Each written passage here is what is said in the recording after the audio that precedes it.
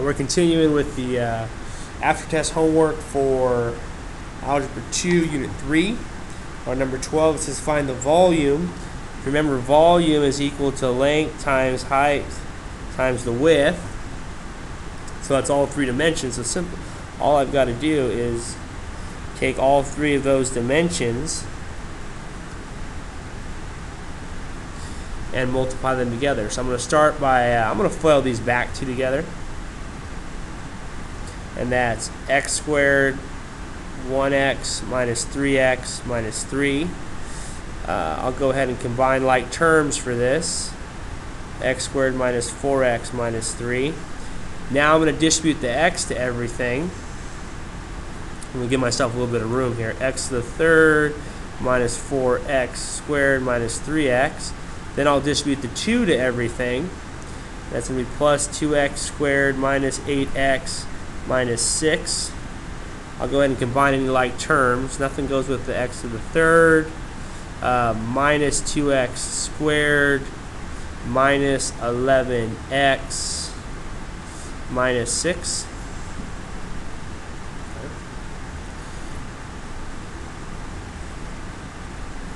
13.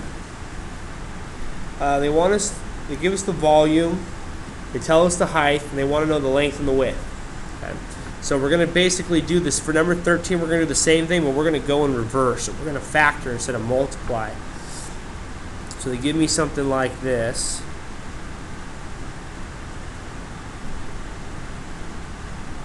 Okay. Give me something like this.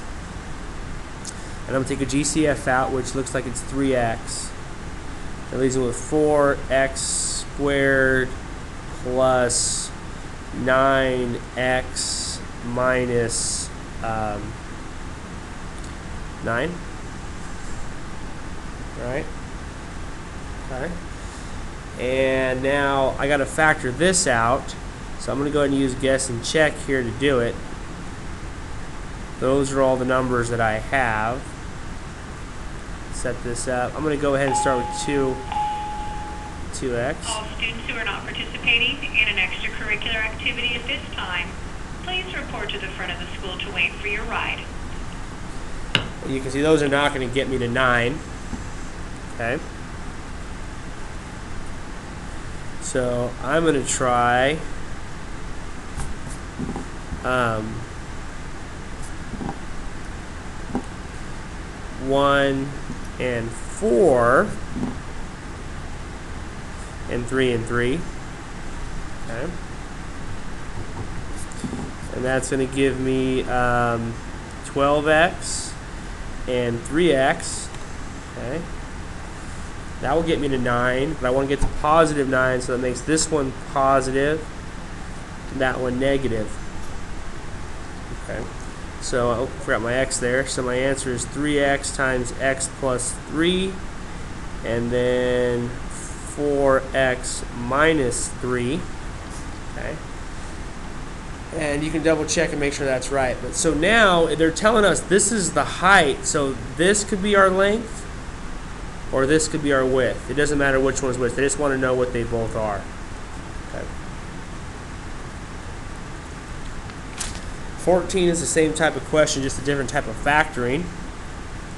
So 14 is 2x to the third plus 54. So I'm going to do the same process. So I'm going to look for a GCF, and that's going to be x to the third plus 27. So I got two terms. They both happen to be perfect cubes. So A equals that, and B equals 3, because 3 times 3 times 3 gets me to 27.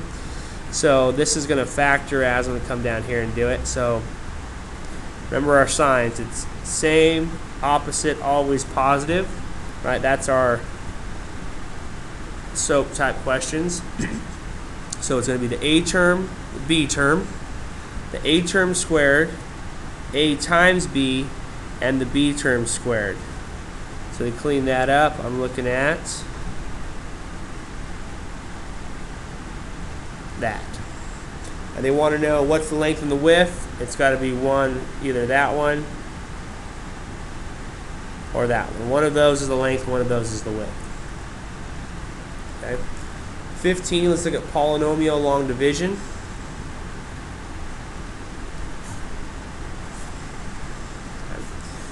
We're looking at x minus 3 is our divisor.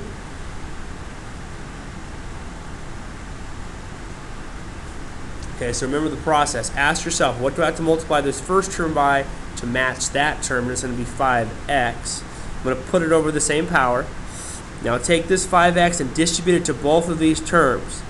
So it should be 5x squared minus 15x. Okay. Now subtract it, which means you got to subtract both of them. Change the signs for both. Okay, that one should cross off, and then I'm looking at 11x plus 7. And then what do I have to multiply here? It's going to be plus 11. So we're looking at 11x minus 33. Go ahead and add the opposite again. And I'm looking at 40, and then it's plus 40 over x minus 3 is our remainder. 16. It's an absolute value inequality. And we're looking at 2x minus 5 is greater than 3. Okay. So there's no negative or positive signs I'm not worried about. No solution or infinitely many or whatever. So I'm going to go ahead and just split it up.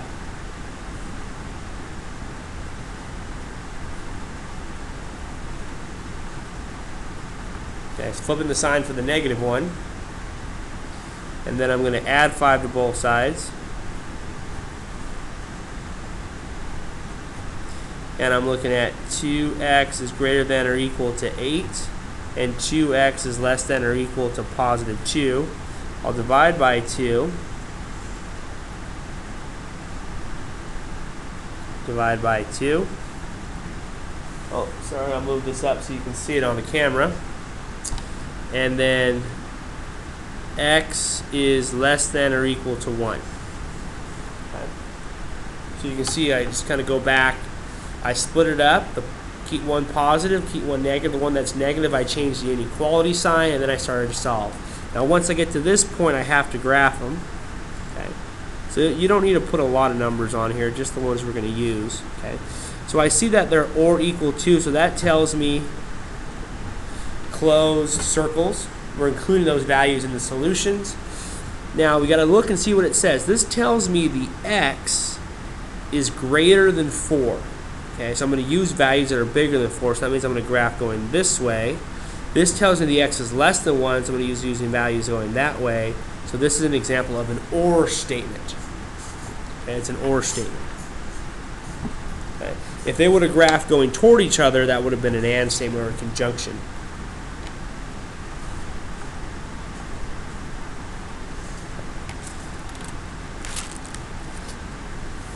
Let's do one more for this video. This is number 17.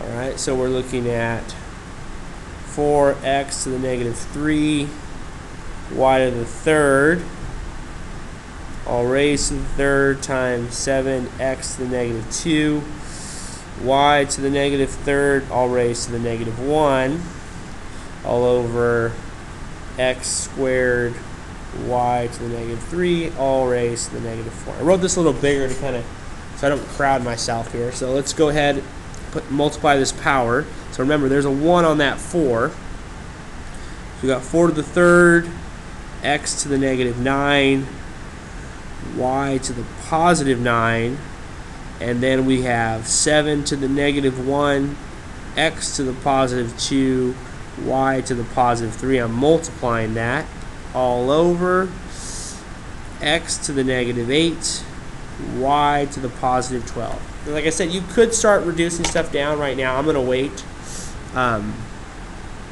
So 4 to the third should be 64. Okay, so I got 64. This x comes down and this one comes up.